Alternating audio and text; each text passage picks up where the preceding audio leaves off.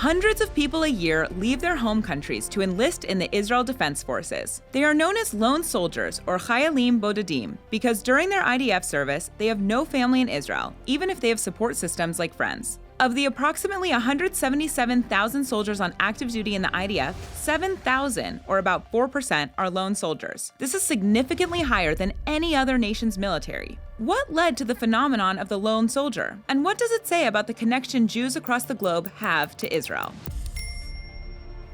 Half of all lone soldiers are originally from other countries. Many moved to Israel because of a love for the land or the Jewish people. But whatever their reasons are for Aliyah, they all meet in the IDF. Lone soldiers, regardless of where they're from, serve in every branch of the military. The chayal boded is as old as Israel itself. In 1947, tensions between Jews and Arabs in mandatory Palestine simmered into what eventually became Israel's war for independence. Volunteers from 56 countries flocked to Israel's defense. In a 3-year period, more than 3,000 overseas volunteers fought for Israel. Most were World War II veterans, happy to pick up armaments to secure the existence of a Jewish state. This unit was called Machal, which is an acronym for Mitnadvei Chutz La'aretz, or volunteers from outside of the land. The Machal unit is no longer around, but the title still applies to non-citizens who volunteer for Israeli military service, with the intent to return to their home countries after completing their service. The other half of lone soldiers are Israelis without a connection to their immediate family. They may be orphaned, abandoned, or have simply gone through a severe falling out with their family to the extent that they cannot rely on them for support or housing.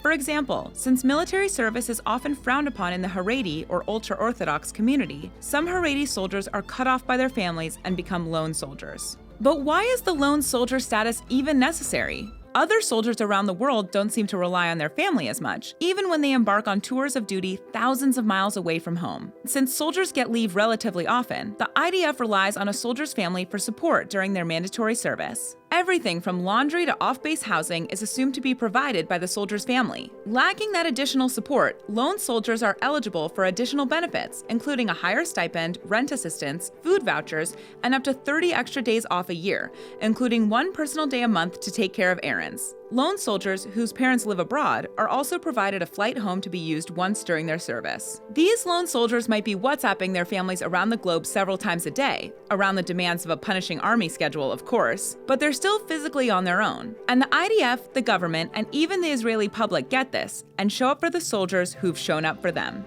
Israeli families open their homes to lone soldiers, acting as an adoptive family and providing these soldiers with a place to call home. Likewise, volunteers will show up to ceremonies cheering on lone soldiers whose families aren't there. One extraordinary example of this was in 2014, when Max Steinberg, a lone soldier from Los Angeles, was killed during Operation Protective Edge. When Israelis found out that his parents were unable to make it to his funeral in Israel, over 30,000 people came to pay their respects. But the measures in place to support lone soldiers don't always curb the downsides to being one. Reports of loneliness, alienation, and even depression are not uncommon. Unfortunately, suicide rates among lone soldiers are disproportionately high relative to native soldiers. There's always the chance that during their time in the IDF, they'll face a reckoning with the path and identity they have chosen. For soldiers from abroad, it's enough of a challenge to become a citizen of a new country, let alone learning the demands and expectations of army service, often in a completely new language. It's not unheard of for lone soldiers from abroad to return to their home countries after their service concludes, but most stay on as newly minted Israeli citizens. Some lone soldiers leave lasting legacies. Take Michael Levin, a lone soldier who fell in the Second Lebanon War in 2006. Levin was born in Pennsylvania and made Aliyah in 2002. During his service, he expressed to his friends and peers his desire for an organization devoted to helping lone soldiers. 3 years after his death, a group of former soldiers who served with him established the Lone Soldier Center in his memory. The center provides a home away from home for the thousands of lone soldiers in the IDF.